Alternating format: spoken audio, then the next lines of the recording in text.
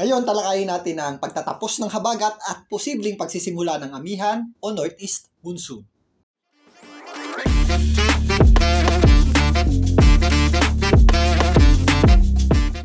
Welcome po muli sa Philippine Weather Trivia. Again, para po sa mga bago sa channel na to, ako nga po muli si Alvin Pura, isang meteorologist at ang inyong weather tito.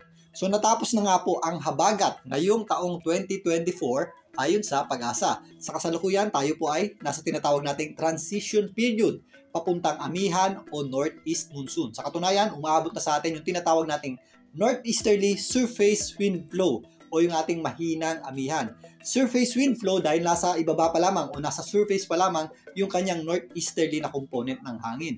At kapag lumakas pa yan ng kaunti at mas lumawak pa, posible na pong magdeklara ang Pag-asa ng pagpasok ng ating amihan o northeast monsoon sa mga susunod na linggo. Pero ano ang magiging implikasyon nito? In general, mababawasan na po yung ating mga thunderstorms tuwing hapon at gabi, particularly dito sa western section ng ating bansa. Kasama po dyan ang Metro Manila. Sa ngayon, nasa transition period pa lamang tayo, kaya nakakaranas pa rin tayo ng mga thunderstorms tuwing hapon o gabi. Pero ang panahon po ng habagat ay thunderstorm season dito po sa western section ng ating bansa. Dahil tapos na nga po yan, mas bababawasan na po ang mga ito. Pero hindi po kasama dyan ang area ng Mindanao dahil ibang climate type po yan. I-check po natin yung Corona's Climate Classification para po sa general area ng Mindanao. Dahil halos buong taon po, posible po ang mga thunderstorms dyan po sa Mindanao. Lalong-lalo na kung aktibo yung tinatawag nating Intertropical Convergence Zone. Kung mababawasan naman yung ating mga pag-ulan dito sa western section ng ating bansa, sa kabilang dako, dito naman sa eastern section ng ating bansa, particularly yung nakatapat dito sa may Philippine Sea, madadagdagan naman yung ating mga pag-ulan.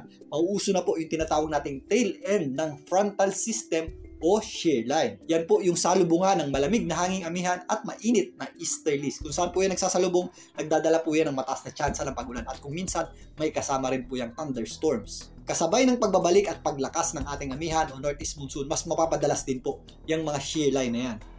Naku, amihan na, lalamig na ang panahon.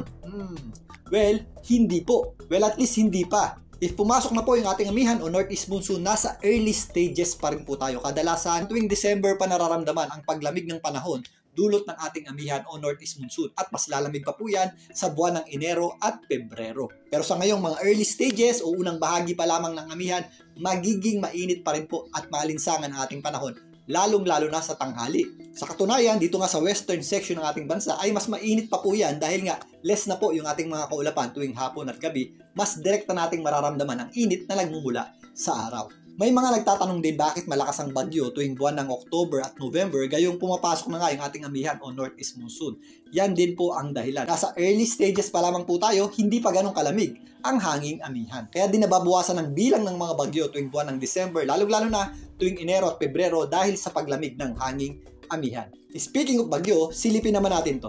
So narito po ang climatological records na nagmula sa Pag-asa ng kadalasang dinadaanan ng mga bagyo at ng bilang ng mga bagyo tuwing buwan ng October, November at December o yung mga early stages ng amihan o northeast monsoon. Pinapakita nga dito na mas tumataas ang tsansa na maglandfall ang mga bagyo tuwing buwan ng October, November at December dahil nga sa mga high pressure area sa itaas na bahagi ng ating bansa na tumutulak dito. Pero in contrast, mas nababawasan din yung bilang ng ating mga bagyo kasabay ng unti-unting paglamig ng hanging amihan. Kung mapapansin nyo, mas kakaunti na po yung ating mga bagyo tuwing buwan ng December, lalong-lalo na sa buwan ng Enero at Pebrero. Ganun pa man, kailangan pa rin natin paghandaan ng mga buwan ng October, November at kahit po December dahil nga kapag meron tayong mga bagyo sa mga buwan na yan, mas mataas po ang tsansa na tumama sa lupa o maglandfall. Ayon sa Pag-asa, meron pa tayong inaasahang hanggang 7 bagyo pa na posibleng pumasok or mabuo sa loob ng ating Philippine Area of Responsibility bago matapos ang taon.